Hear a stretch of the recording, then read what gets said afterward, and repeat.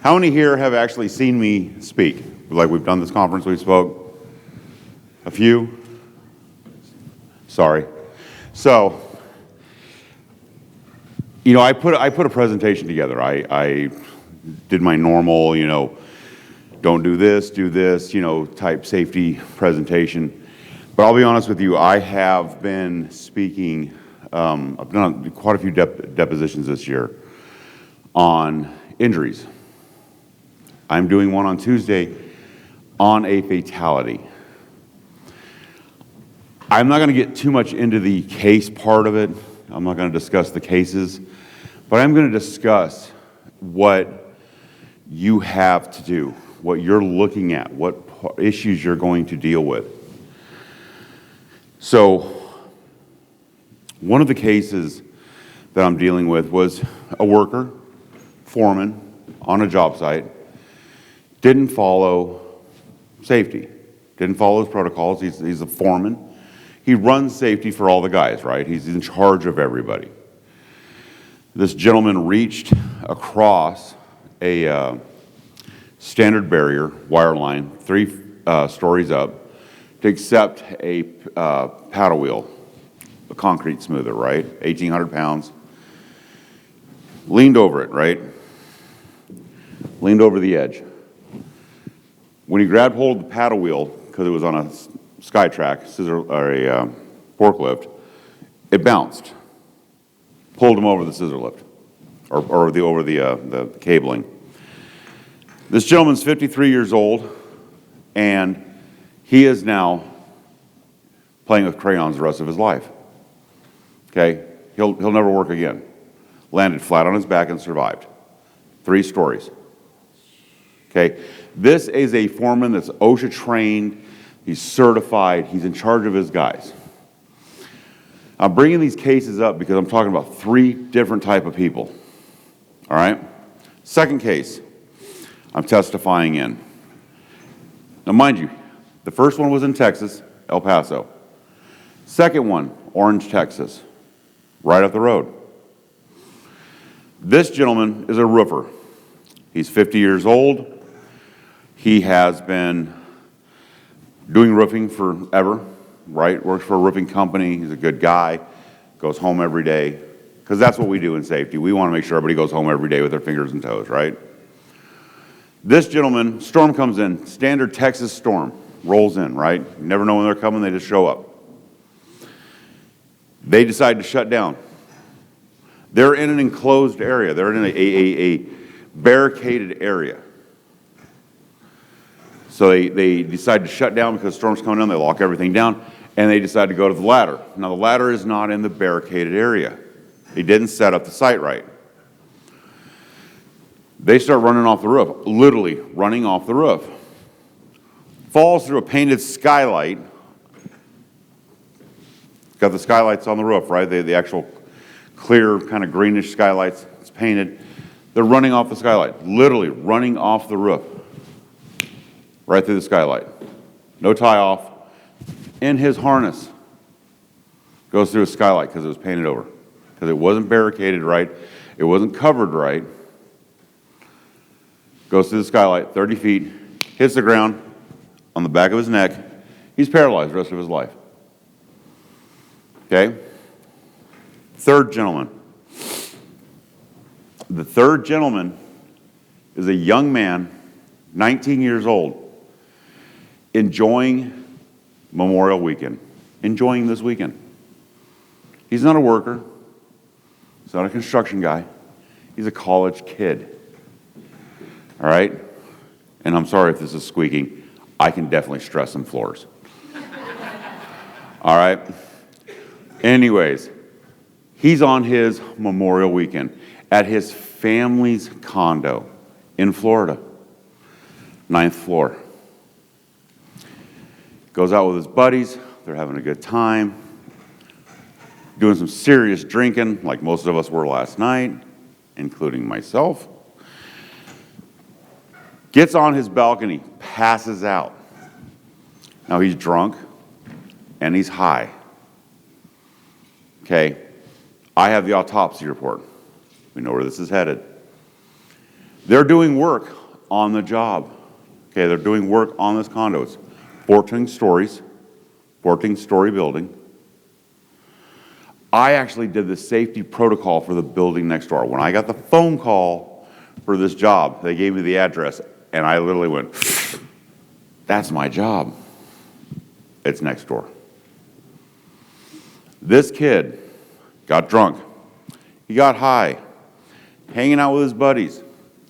Decided he wanted to be an Army Ranger and was going to slide down the scaffolding ropes from the swing stage scaffolding. Scaffolding was 6 foot out on the ropes. Jumps from a 2-foot railing. He made it as far as the scaffolding. I got fibers in his fingernails from the rope. That's all I touched was the rope. Hit the ground, 9 stories, dead, 19 years old. And I actually am doing a testimony or a deposition Tuesday when I get back on this job. Why do I bring these jobs up? I've got a foreman that knew better. I got a framer that was trained in fall protection. And I got a kid had no clue. Why do I bring these up? Because these are all jobs that you may adjust, that you may put your fingers in. The reality is the fact that every one of these jobs are being sued. Every one of these jobs had a public adjuster. 2 of them had appraisers. All right? They all have construction companies. Who here, and I want honestly, put your hands up, who here actually cares about their client? Like seriously, cares about taking care of their people that they've been hired in? Every one of you. Every one of you. Do you know, whew, squeaky, every one of you care about your client. Every one of those clients are being sued right now. Every one of those contractors are being sued right now. So now you have your owner of your property is being sued. Every one of you, your contractor is being sued. 2 of those, your public adjusters, are being brought into the lawsuit. Why? Did you put actual safety in your contract? Did you negotiate it out? Look, I've been doing this a minute, right? I have people that will put safety in because it's a negotiating tool. They use that as a position. Look, I'm not going to tell you how to do your job, how to, what you want to negotiate in, what you want to negotiate out, what you want to pull out for numbers, how you want to do your, I'm not telling you how to do your job. I am going to tell you that safety is, if you negotiate that out, is not a negotiation tool. All right, if you pull your safety out, and in each of these instances, you have a foreman, you have a worker, and you have a kid, right? Each of these instances, it doesn't matter.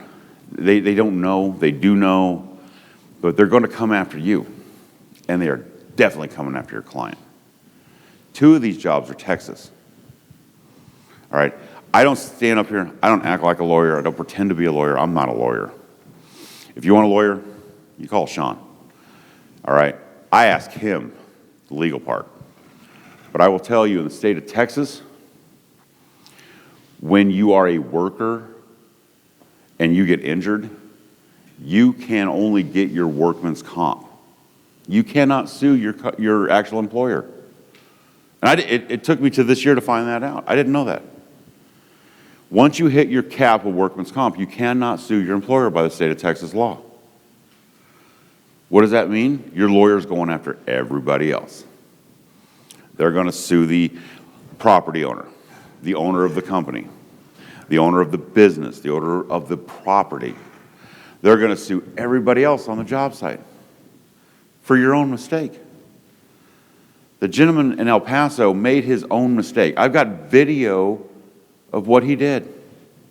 We had a video on the site, right? Camera on site 24 hours a day. I have video of what he did, literally every minute of what he did. I testified to that video. He did this wrong, he did that wrong, he did this wrong, he did that wrong.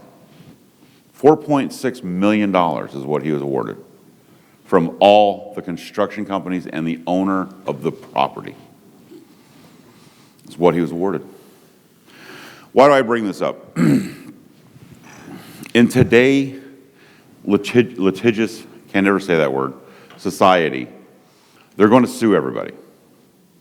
Anybody who's had their hand in that job, they're going to sue. Whether they win or not, whether you end up paying or not, doesn't matter. You're coming out of this, right? Just to make sure you look right, to cover yourself. How many here have actually heard me speak? I may have asked this, but how many? So a few, right? A few of you have heard me speak. Normally, I come up here and I tell you, like right now, we have OSHA's changed the rule on drywall. Okay, drywall right now is considered silica. Did you know that? Right now, drywall has silica in it. Always has, but it's covered under the silica rule. Which means now when you do a demo and you install drywall, you need to treat it like it's asbestos. You need to put up clean room. You need to put in air scrubbers. You need to put all that cost in because why? It's silica. And I just told you how to make, I don't know, another 30 grand on your job, right? And most of you are public adjusters, so you're taking that money, you're taking your 10% off the top, especially in the state of Texas, and you just made that money. That's what I come up here and tell you. I tell you how to basically put more money in your pocket because safety is not a joke, right? We add a lot. When we do our protocols, when we do protocols, we add money to your job. And then I come up here and sell my company. But in all honesty, this year has weighed on me.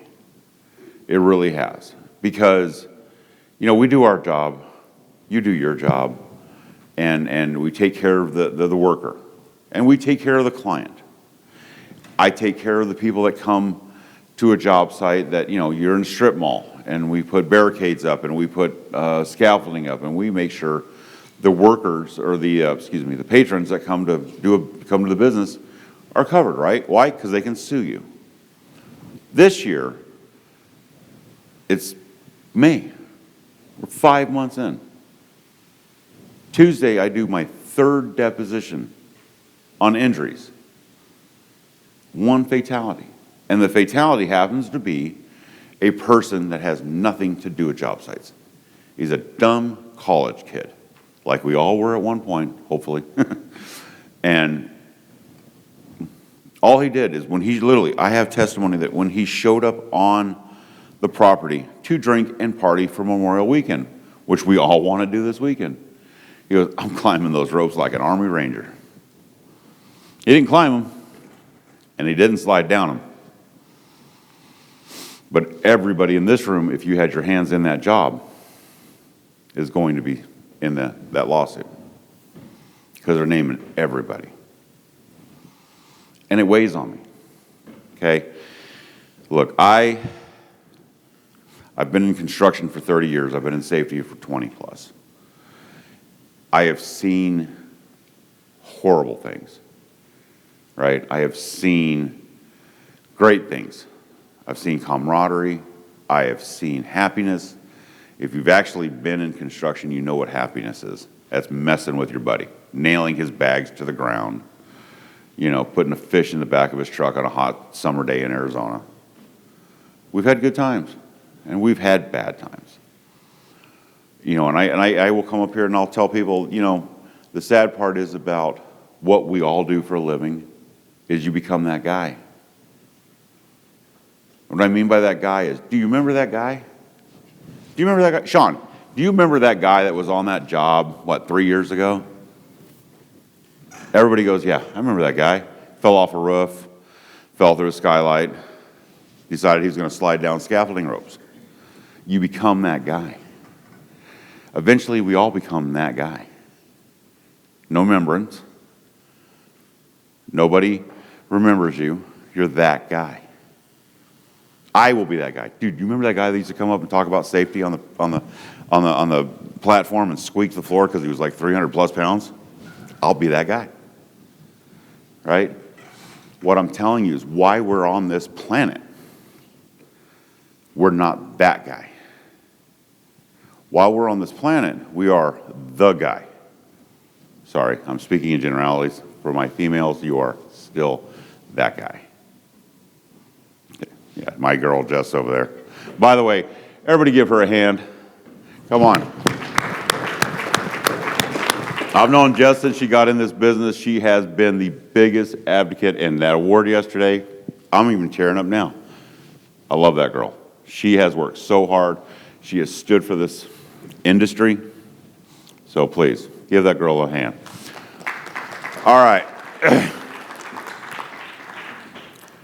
Safety-wise, right? We had a gentleman yesterday, there he is, spoke about experts, spoke about everything, right? Spoke about who you are, what you bring to the table. We've had the greatest conference. I've been here all 3 years. Give Cal and Sean a hand, by the way. They have done everything they can. I have spoke at many conferences doing this, right, doing what I do. And I will tell you, this conference brings the reality to it, okay? This conference, this year, has been phenomenal in the fact that, look, I'm not a public adjuster, okay? I don't play in that world. I talk about safety. That's my world. And this year, I have sat and listened to everybody, the experts, and what they've brought to the table. And it's been a great conference. And if you don't go tell 10 people what you learned here this week, you're wrong. You need to tell everybody. We need to get more people in here, especially the 20-year guys, because they don't know. The world's changed, right? How long y'all been doing this? 5 months. 4 years? Things change, and everybody here can learn from what we're being told. So back to the safety part, sorry. You know, I sat and I had a whole presentation. I didn't even put my name up. I just decided I was speaking right here because I want everybody to hear what I feel. Safety is not just your standard whatever. We talked about ordinance and law yesterday. Mr. Mulholland talked about ordinance and law. Safety is not ordinance and law. Safety, a lot of people come to me and they say their insurance company says, well, it's cost of doing business. You're damn right it's cost of doing business. It's an expensive cost of doing business. So when people tell me, how do I argue this? You don't argue it. It's the law. But it's not safety and ordinance. Safety and ordinance, as we learned from Mr. Mulholland yesterday, is when they change something. They add sprinkler systems per code. They put fire doors in per code. That's law and ordinance. This is reality. Okay? You have to follow this. How many people here go up on a roof and don't put fall protection on to do their inspection? I see no hands, which means I have a room of liars.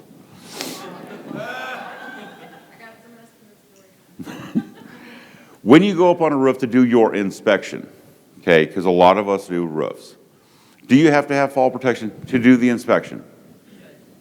You should, but it's not the law. Okay, 612 pitch. All right, I built a shop last year on my property in Montana, 30 by 30, 16-foot peak, by myself. Yes, I'm that old. And it kicked my ass. Did I put fall protection on? And I'm the safety guy. No. 612 pitch, I didn't put fall protection on. But I will tell you, in all honesty, every time I went to the edge and I was screwing off that metal deck, I was sitting on my butt. Why? It scared the hell out of me. Okay? For most of you that don't know me, All right. I'm 52 years old. I am 370 pounds. I was in the Navy. I was in the teams. I used to jump out of shit. I used to halo jump. All right. I have done the dangerous stuff. And I will tell you right now, 6'12" pitch, 16 foot out of the air, scares the hell out of me. All right. Do you need fall protection when you're doing an inspection? No. By code, you do not need fall protection. By law, you do not need it. Should you be wearing it? Yeah. Why? Because most of us don't bounce real well. We have got to make sure that we take care of ourselves, our family, and our people. Safety, in all honesty, is every one of your responsibilities. I don't care if you're a public adjuster, I don't care if you're a contractor, I don't care if you're an IA. If you see something stupid, you tell people, don't do stupid. Right? Nobody on a job site starts a circular saw and goes, I'm going to put my finger in, oh wait, the safety guy's here. You know better. You know not to put your finger in the circular saw, right? Why wouldn't you tell the guy next to you, don't do that. Don't get close to the edge. How many here have worked fires? Good chunk of you. Wear a mask? No? Glasses? No? Okay. Carcinogens in a fire will put you in the ground quicker than that fire put that house in the ground or that building. Right? But we go in, we do our job. Safety is all day, every day. Safety is a cost of doing business, and it's a very expensive cost. I just wrote up a hotel in Phoenix, Arizona. I added $800,000 in safety to that job. Now, mind you, that's not just masks and that's not hard hats. It has asbestos. It needs shoring. It needs a massive crane because there's electrical on the perimeter all the way around the building. So we're working from the street to rip the concrete foundation roof off of this because it's collapsing.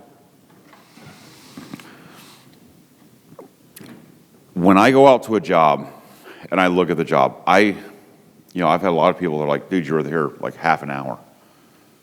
Why do you charge so much? I was there half an hour because I looked at everything. And I looked at arc flash. I looked at fall protection. I looked at asbestos. I looked at lead. I looked at everything I needed to look at. You're an expert in what you do. I'm an expert in what I do. Supposedly. Everybody keeps calling me one. I don't get it. But I'm an expert in what I do. If you're not hiring the right experts to come in, engineers, safety experts, concrete experts, wind experts, the hurricane down in Florida. Yesterday we were talking about the expert came in and explained how that will, Cal, what was that wind, 170? Yeah, the wind. Yeah, 170. That's hiring a Cat 5. But it takes an expert to come in and tell you, and the insurance companies will tell you, it wasn't that high, even though an expert's standing there and telling you it. Right? That's how that's been going? Everybody, I can see people shaking their head. They've been in Florida. Bring in your right people. Stay in your lane. Because when it comes down to it, if you don't do, on the safety side, a protocol for your job site, you don't have somebody come look at it and tell you everything that can happen on that job site. Right? I'm a glasses half empty kind of guy. I live in that world. I come and tell you everything that can happen, that 1%. Why? Because it's going to happen. You don't bring your expert in to come in and tell you what can happen on that job site, you end up with a 19-year-old kid down there drinking and getting high, falling 9 stories, and his mommy and daddy are suing you because you had swing stage scaffolding on the job site. It doesn't matter that their son was drunk or high on the 9th floor, passed out, woke up and decided he was going to be an Army Ranger. Okay? If you don't have that, in your pocket, on your reports, in your scope, you can say, we told everybody to do this, but if you don't have it, you're getting sued, and you're getting brought into the lawsuit, even as a public adjuster. Okay? Your homeowners, your $20,000 roof, right? Your $30,000 roof. When your homeowner hires a contractor, they put themselves in a general contractor position, right? They have. And I have seen many job sites get brought into court because some idiot falls through a skylight on a house, and he's the professional. Mind you, he's the roofer. He's the professional. And Mary and John get pulled into a court because they're suing them for their house because the guy fell through a skylight that was very apparent that was there, and they're suing him. Do they win? Does that guy win? No, he doesn't win. But your client comes out of pocket to cover that. When your insurance company that you're arguing with tells you it's cost of doing business, oh, it's included. The white papers on Xactimate show that. No, they don't. Fall protection is the only safety item that's actually in Xactimate. Did you know that? How much right now is fall protection in Xactimate? Anybody? It's a daily rental. How much is it? $8.20, yeah, like $8.20 a day. Did you know that in Xactimate, and I don't use Xactimate, but I know this because I know the guy that put it actually in Xactimate and made it hold. It's $8.20 a day, rental fee, and it does not cover the actual connection point.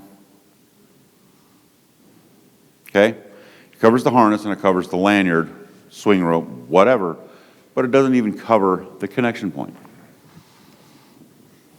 So when they tell you, oh, it's all covered. No, it's not. That's the same for your drywall. That's the same for your electrical. That's it. Your detach and reset or whatever. You got to read through all that. And I don't use Xactimate. I have never used Xactimate. I've read it. People send me their documents. I review it. But I'm telling you, it's not in there. Half the stuff that you think's in there is not in there. Does that cover your client? No. You care about your client, right? I care about your client. I look at every job and I'm making sure that your client's covered. But the fun part is, and I love telling this, when your insurance company that you're arguing with, that you're standing out there in Texas heat arguing with, says it's all this is covered and all that doesn't need to be handled. When somebody falls through the skylight, when the kid falls off the balcony because he wants to be an idiot, who gets sued? Who's the first person that gets sued? That same insurance company that didn't put safety in. Because they're covering it. They own the property. They cover the property. I love telling insurance companies, you're the reason I'm here. Okay? For you guys, them not covering a claim is the reason you're there. When it comes to safety, in all honesty, they're the reason I stand on this stage. I got hired by a company that got sued or got OSHA fines and EPA fines and told them part of the settlement to knock their $1 million fine down. They had to hire a safety director. And they hired me. And that company owned a mitigation company. So every time I argue with travelers, and they say, well, why do you think you can tell us what to do? Because you told me I can. You made somebody hire me. Okay? You're going to get brought into lawsuits because of what you do, what you put in your protocol, and even more so, what you take out. Safety is not a good negotiating tool. Safety is a federal law. 20 states in this union are state required Okay, they're state-run OSHA, which means they follow federal and they add things. Who here has actually heard of Cal OSHA? California has taken OSHA, like everything else, to a whole new level, and they've made it even worse, right? Hawaii is the next state that has taken it to a whole new level. They have actually brought their OSHA standards up higher. If you do not look into, when you do a job in any state, not only your codes, like Matt talked about yesterday, but if you don't look into what your OSHA requires, and you put the wrong thing in there, you're liable. Okay? You're liable. I'm not a lawyer. I don't pretend to be a lawyer, even though I may have stayed at a Holiday Inn recently. Some people got that. It's the simple fact that I want everybody taken care of. When Cal and Mel and Sean come up here and they talk about, bridging that gap, right? Bringing everybody together.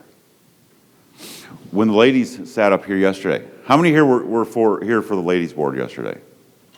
Okay, I will tell you, and I didn't bring it up yesterday, and I should have. It's one of those things that I kick myself for. How do we bridge that gap with the ladies? We don't recognize them. They're a person. They are a person on that job site, and you honor and respect the fact that they came on that job site. And another thing, anybody, female, male, whatever, I'm not going there today. All right, I'll go there, trans-testicle, whatever. They come on your job site, they come on your job site and they don't have the knowledge that you have. You act like a jerk, or you take the opportunity to be a mentor. Okay? If they don't have the knowledge, that doesn't mean you kick them in the ass and shove it down their throat. You give them the opportunity to learn. Right? Every Christian knows that you don't have to preach at somebody. But if God gives you the time for somebody to walk up and you give them the information, you give them the Word of God and they accept it, so be it. They've learned today. It's the same with anything else. They don't know about the shingles. They don't know about safety. They don't know about silica. You know about it. You've taken the class. You've heard me speak. Sorry for that. You learned. And you give them the knowledge. How do they get the knowledge? You're giving it to them. Do they become a person in the industry because they've learned? Yes. Take the opportunity to be a mentor. Take the opportunity to train somebody, to help somebody. You want the other side? Now, mind you, I know it's big industry and they have every gun in the world.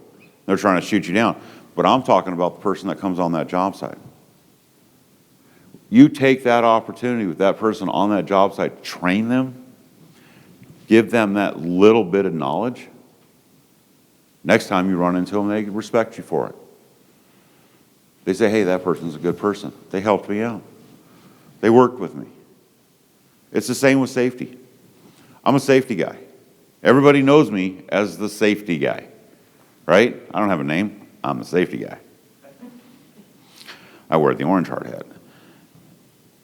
But everybody knows me when I walk on a job site, and anybody that's ever worked with me knows I'm not a hard ass. I'm not a safety Nazi. I don't shut your job site down unless I absolutely have to, and then we fix what's wrong.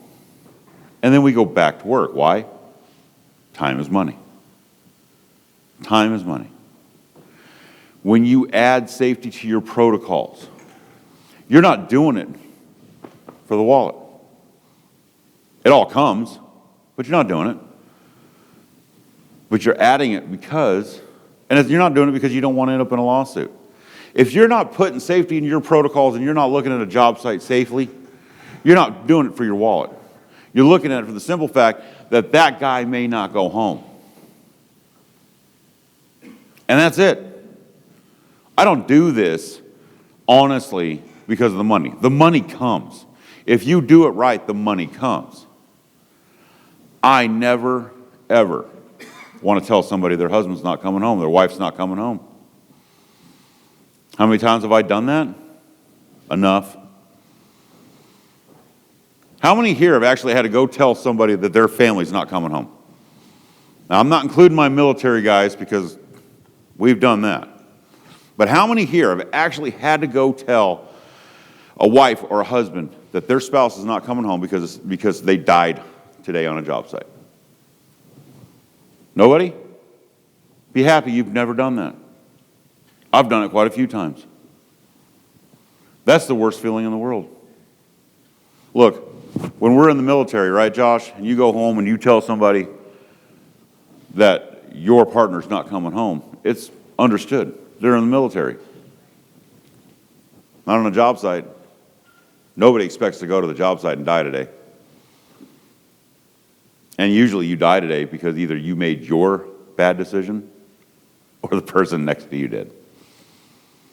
And you don't want to be a public adjuster that gets pulled into a lawsuit because you took out fall protection to negotiate a claim.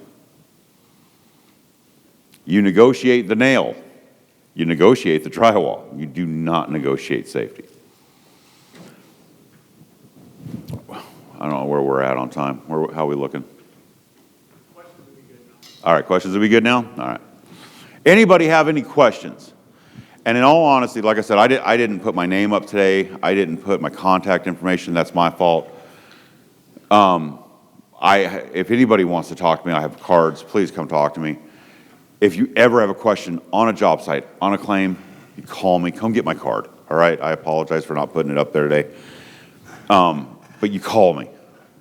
Who here has actually used me on their claims? About 5 people, all right? What's wrong with you people? All right? The reason I say that honestly is if you have a question, Jess will tell you. She can call me. Josh will tell you. You can call me standing on a job site and FaceTime me and go, what the hell do I do here? And I'll tell you what to do.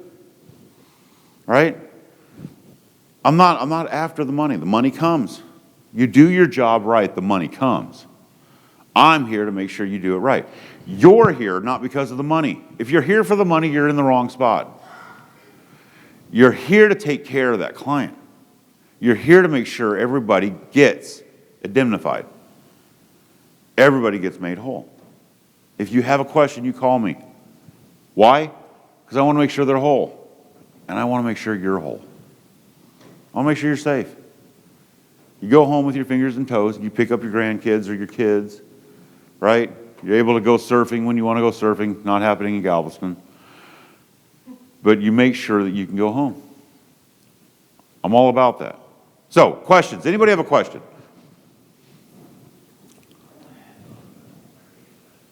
All right, Cal's next. Yes, sir. We put OSHA in our line items. Right. And the insurance companies, they just said, we're not going to pay for safety.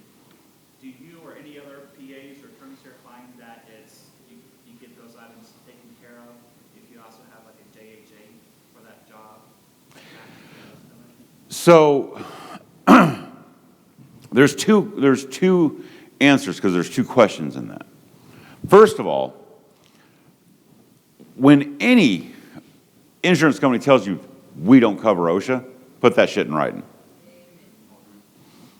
Will you send me that you don't cover OSHA? I'll be more, I get it. That's fine, cool. You're not, you guys don't have it in the policy, you don't cover safety? Cool, good. Make sure you send that to me because and then I'll take everything out. Put it in writing. Not one of those cockbags, I'm sorry, will tell you that they don't cover it. Why? Because they're not going to put that in writing. They're not going to have something go to court and they have me walk in and go, federally, by law, you have to cover safety. It's for every American worker out there. Now, I don't just cover safety for the American worker, I cover anybody that comes on that job site. Second of all, adding a safety protocol to your claim, and not every claim needs one. Please understand that. I don't do a lot of residential. I answer questions on residential because it's not cost effective for you to hire me to do a $30,000 roof, but I'll answer your questions all day and I'll help you out. It's not cost effective to add one, but yes, putting in safety. You want something to hammer somebody with, your insurance companies? Take my OSHA class, OSHA 30. All right, I'm doing one in July. I'm setting one up online. If you want to be on it, let me know. I'll give you give me your card. I'll put you on the email. Okay, we knock it out in about 2 to 3 days. It's supposed to be 4, but it's online, so it goes quicker. It's $350.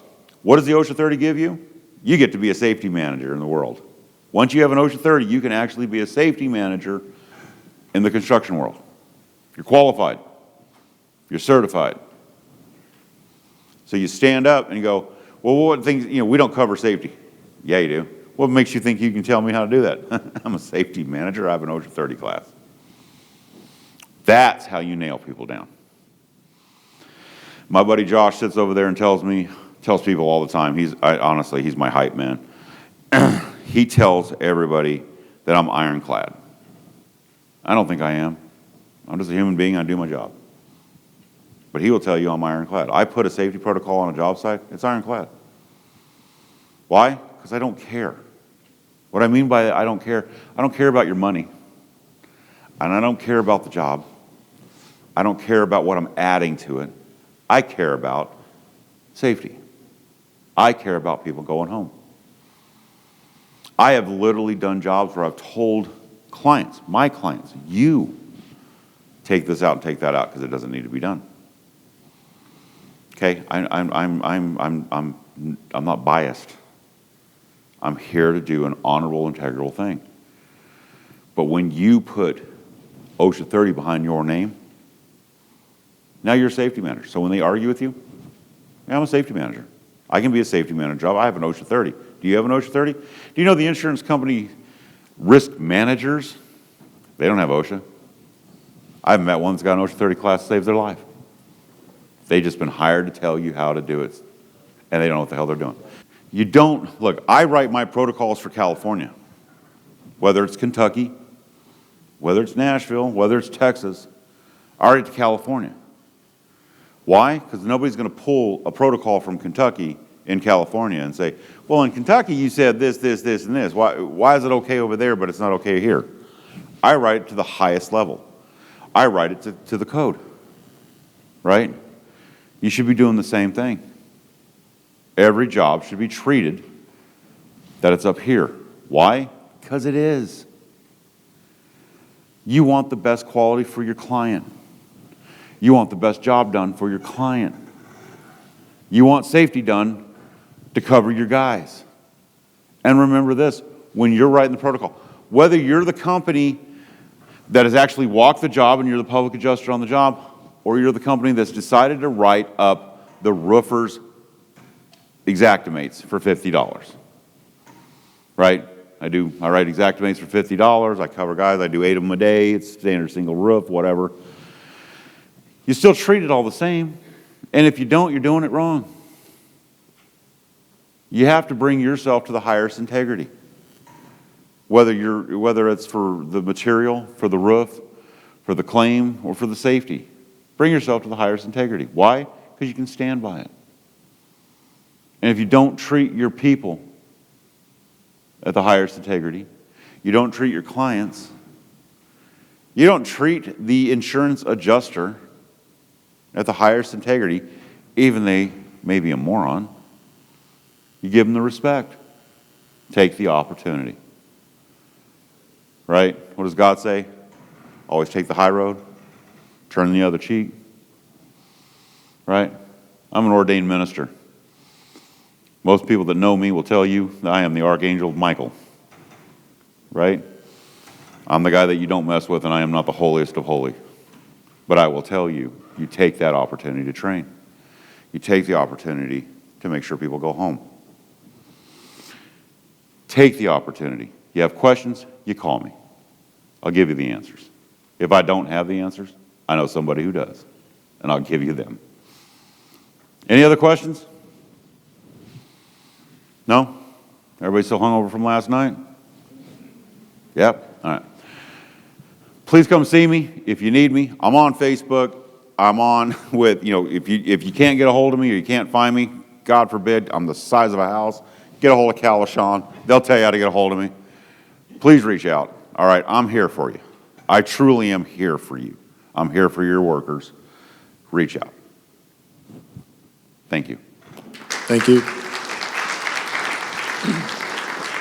I think it obviously, it goes without saying at this point, but even though it's the third day, we have fantastic.